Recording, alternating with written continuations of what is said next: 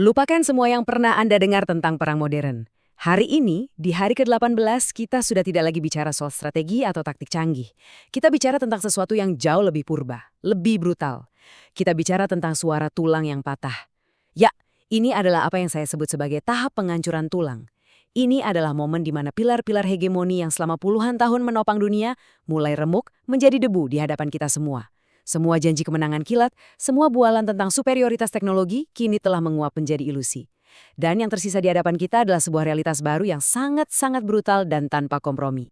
Kalimat ini bukan sekedar kata-kata puitis. Ini adalah vonis mati bagi era diplomasi.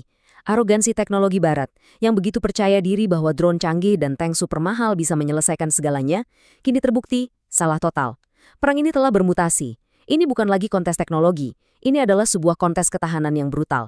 Siapa yang paling sanggup menahan penderitaan, siapa yang ekonominya paling tahan banting. Jadi ini adalah perang atrisi total, di mana daya tahan bukan lagi kecanggihan senjata yang akan menjadi penentu akhir dari segalanya. Nah, untuk bisa benar-benar memahami keruntuhan total ini, kita akan membedahnya dari 6 titik patahan yang paling kritis. Kita akan mulai dari medan tempur yang penuh lumpur dan darah di Lebanon, tempat di mana mitos keperkasaan baja hancur lebur. Lalu kita akan menyelinap masuk ke koridor-koridor kekuasaan di Washington yang ternyata sedang dilanda kepanikan hebat.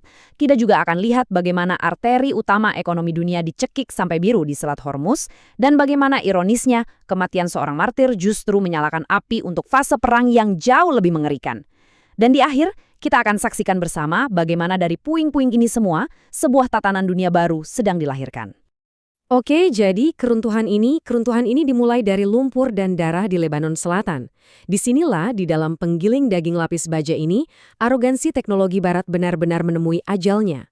Mitos tentang superioritas mesin perang mereka tidak hanya sekedar dipertanyakan, tapi secara sistematis dihancurkan berkeping-keping, dipertontonkan di hadapan seluruh dunia. Coba Anda bayangkan sebentar naraka yang terjadi di poros Oda Aisei, Taibah. Ini bukan perang konvensional. Ini adalah perburuan. Pasukan elit Raduan, mereka muncul dari bayang-bayang, menyerang dari jarak yang begitu dekat, point blank, sampai Anda bisa melihat warna mata musuh Anda.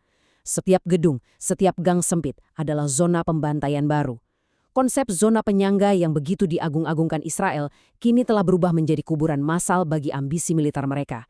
Setiap jengkal tanah di sana harus dibayar dengan nyawa dan baja yang meleleh. 16. Tolong ingat angka ini. Ini bukan sekedar statistik untuk laporan militer. Ini adalah nisan bagi kesombongan. 16 tank Merkava, monster-monster baja yang diklaim sebagai benteng berjalan paling tak terkalahkan di dunia, kini hanya teronggok menjadi tumpukan besi rongsokan di tengah ladang. Simbol kekuatan mereka telah menjadi monumen abadi bagi kegagalan mereka. Kerugian ini bukan sekedar angka di neraca militer. Setiap tank yang hancur, setiap bulldozer yang terbakar, itu adalah pukulan telak. Tapi perhatikan ini. 3 drone Hermes mata elang Israel di angkasa berhasil dirontokkan. Artinya apa? Ini artinya pasukan darat mereka kini bertempur dalam keadaan buta dan tuli. Angkatan udara yang selama ini mereka banggakan ternyata gagal total melindungi pasukannya sendiri dan malah membiarkan mereka masuk begitu saja ke dalam penggilingan daging tanpa dukungan yang berarti. Tapi kehancuran yang paling parah sebetulnya bukan pada logam, melainkan pada mental. Jebakan di Kiryat Shmona itu adalah sebuah mahakarya perang psikologis. Pasukan komando terbaik mereka dipancing masuk ke dalam perangkap maut, persis seperti tikus yang mengejar umpan. Dan ketika gedung itu runtuh menimpa mereka, yang hancur bukan hanya beton dan baja, tapi juga moral dan semangat seluruh angkatan darat. Pemandangan 6 helikopter yang terbang panik untuk mengevakuasi korban adalah siaran langsung dari sebuah militer yang sedang patah arang. Dan sementara tank-tank itu terbakar di Lebanon, api perang justru menyebar lebih luas lagi. Dari pertempuran darat yang brutal, konflik ini tiba-tiba meledak ke angkasa. Iran melepaskan operasi Janji Sejati 4.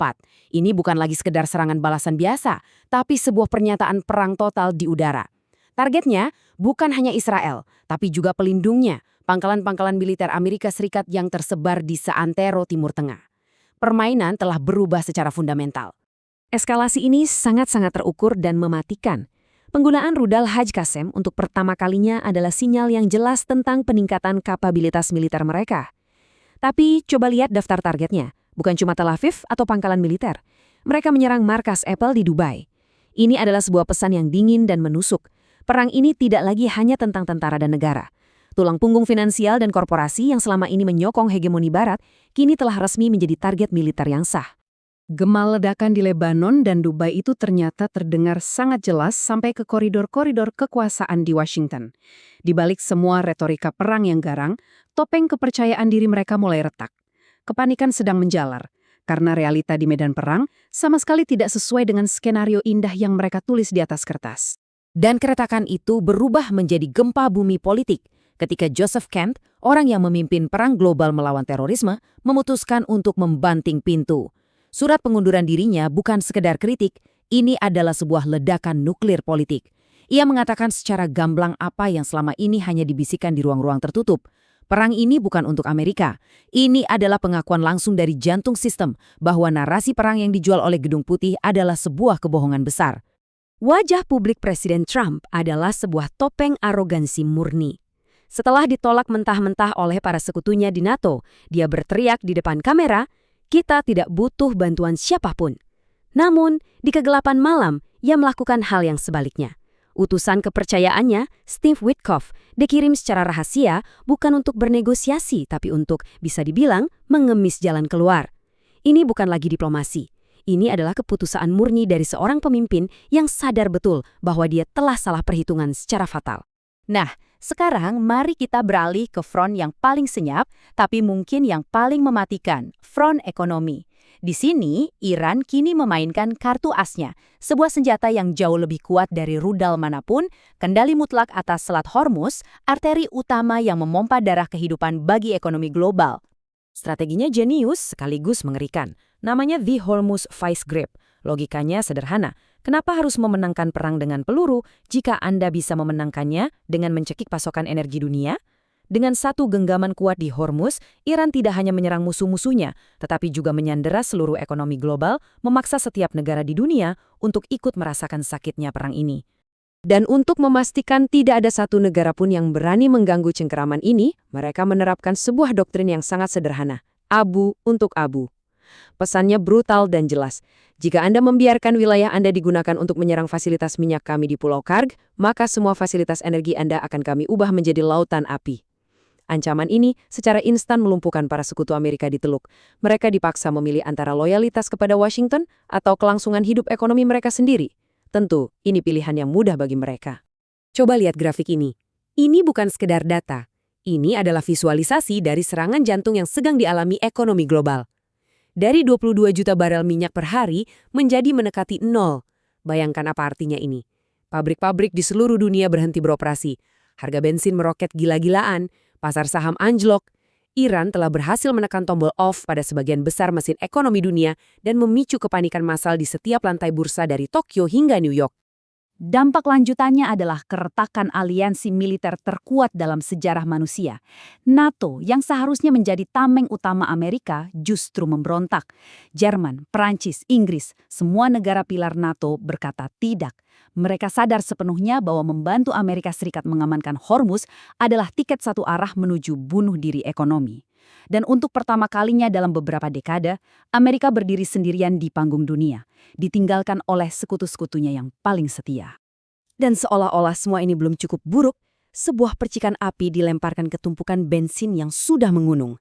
Pembunuhan ahli strategi Ali Larijani, yang seharusnya menjadi sebuah kemenangan besar bagi Barat, justru menjadi kesalahan terbesar mereka dalam perang ini. Karena dalam kalkulasi Iran, kematiannya bukanlah sebuah kehilangan. Itu adalah saklar syahid, kunci yang membuka pintu ke fase perang yang jauh lebih mengerikan. Doktrin militer mereka melihat kesyahidan seorang pemimpin strategis bukan sebagai akhir, tetapi sebagai permulaan. Ini adalah saklar eksekusi yang telah lama disiapkan.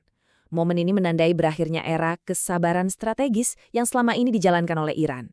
Pintu diplomasi kini benar-benar ditutup dan dikunci. Yang tersisa hanyalah sebuah protokol eskalasi yang mekanis, dingin, dan tidak bisa dihentikan. Dan protokol itu bernama fase B, atrisi energi total. Paham kan maksudnya? Ini bukan lagi soal blokade sementara. Ini adalah ancaman untuk menghancurkan secara permanen seluruh infrastruktur energi di kawasan Teluk. Ini adalah opsi nuklir ekonomi. Sebuah langkah yang akan menjadi surat kematian, vonis mati, bagi sistem keuangan Barat yang selama ini dibangun di atas fondasi minyak murah dari Timur Tengah. Jadi, mari kita sambungkan semua titik ini. Apa yang sedang kita saksikan dari medan perang Lebanon, kepanikan di Washington, hingga cekikan di Hormuz, ini bukanlah serangkaian krisis yang terpisah. Ini adalah satu proses tunggal, sebuah proses kelahiran yang sangat menyakitkan dari tatanan dunia yang baru, yang lahir dari abu hegemoni yang sedang terbakar hangus. Papan catur geopolitik dunia telah berubah total. Barat yang dipimpin oleh Amerika kini terjebak dalam perang yang tidak bisa mereka menangkan dan juga tidak bisa mereka akhiri. Daya gentar mereka lenyap, sekutu mereka memberontak, Israel terus berdarah-darah setiap hari di Lebanon. Sebaliknya, poros lawannya justru menunjukkan ketahanan yang luar biasa. Mereka mampu menyerap semua pukulan sambil tetap memegang leher ekonomi dunia di Hormuz. Inilah definisi dari checkmate atau skakmat strategis. Pelajaran terpenting dari 18 hari yang mengerikan ini adalah satu hal, bersiaplah untuk perang panjang. Lupakan semua fantasi tentang kemenangan cepat yang diraih dengan teknologi canggih. Pemenang perang ini adalah mereka yang paling siap menderita. Mereka yang ekonominya sanggup bertahan dalam mode penghematan ekstrim selama bertahun-tahun. Ini bukan lagi soal siapa yang punya rudal terbaik, tapi siapa yang rakyatnya paling tabah menghadapi kesulitan. Dan ini bukan hanya berlaku bagi negara yang berperang. Kita semua, di seluruh dunia, harus mulai beradaptasi dengan realitas baru ekonomi perang global. Jadi, tulang-tulang tatanan dunia yang lama sedang remuk di hadapan kita semua. Dari puing-puingnya, sesuatu yang baru dan sama sekali tak terduga sedang terbentuk. Pertanyaannya sekarang bukan lagi apakah dunia akan berubah, tetapi seberapa siap Anda menghadapi perubahan itu. Karena badai ini tidak akan berhenti di medan perang. Ia akan datang menghantam pasar saham, rekening bank, dan bahkan meja makan kita semua. Pertanyaannya sekali lagi, apakah Anda siap?